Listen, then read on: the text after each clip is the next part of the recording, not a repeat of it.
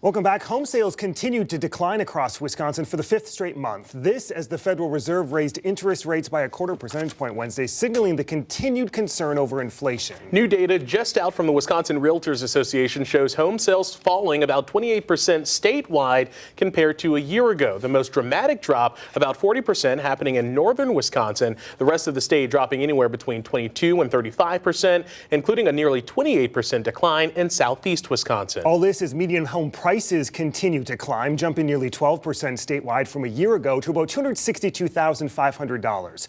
Across Wisconsin, prices increased anywhere between 6.5% in the western part of the state to 20% in northeast Wisconsin, including an 8.5% increase in southeast Wisconsin. Dave Clark is an economist at Marquette University and consultant for the Wisconsin Realtors Association. Dave, good to see you. Thanks for your time. Well, I'm happy to be here. Let's first take a step back and give me a snapshot of this new report. What are your big takeaways from these new numbers we're seeing? Well, one of the things that we're seeing is the price pressure that we saw really in the first half of 2022, which tended to be in the 10-11% range. We're seeing that again in the beginning of 2023. We'd seen some softening actually in the fourth quarter.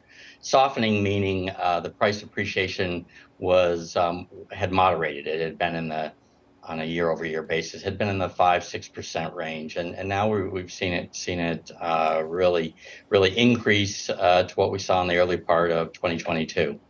We do know that typically home sales tend to slow down in the winter months, but according to this new data from the Wisconsin Realtors Association, Wisconsin winter home sales were down at their lowest level in 11 years. You mentioned inventory being low, but demand is high. What's the outlook heading into the spring and summer? Well, I think that the tight inventories are going to continue to affect our sales. The problem is not on the demand side. The problem is that there simply are not a lot of homes available for sale. So you have too many buyers chasing too few homes. And so, I think this is going to be a tough year for sales until the inventory situation improves. Let's talk about the Fed and the banks and how all of this plays into the housing market. The Fed's raising the interest rate again this past week. How concerned should we be about a potential recession? Well, certainly the risk of a recession has increased, and it's been increasing for a while. It's a tight labor market. I think the risk of a recession is driven more by the risk that exists on the financial side of the economy. We saw the failure of Silicon Valley Bank, and we've seen a couple of other failures. This has put the Fed in kind of a tight spot.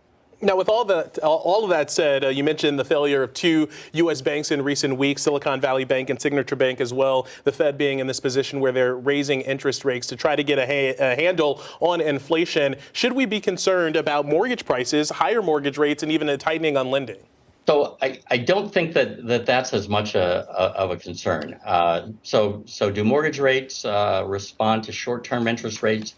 They do, but really what's embedded in mortgage rates is the inflationary expectations. So if we can continue to make progress on those inflationary numbers, that will reduce the likelihood that we're going to see significant spikes in mortgage rates. We've seen mortgage rates actually come down over the course of the last several months. I mean, they're certainly a lot higher than they were this time last year. February of last year, they were just around 3.8%. They're at about 6.3% in February of this year. But they have come down since peaking in November. Dave Clark, a Marquette University economist and a consultant with the Wisconsin Realtors Association. Thanks for your time. Thank you. Coming up, the demands to testify on Capitol Hill. The latest from New York to Washington, all eyes this weekend on former President Donald Trump and Manhattan's district attorney.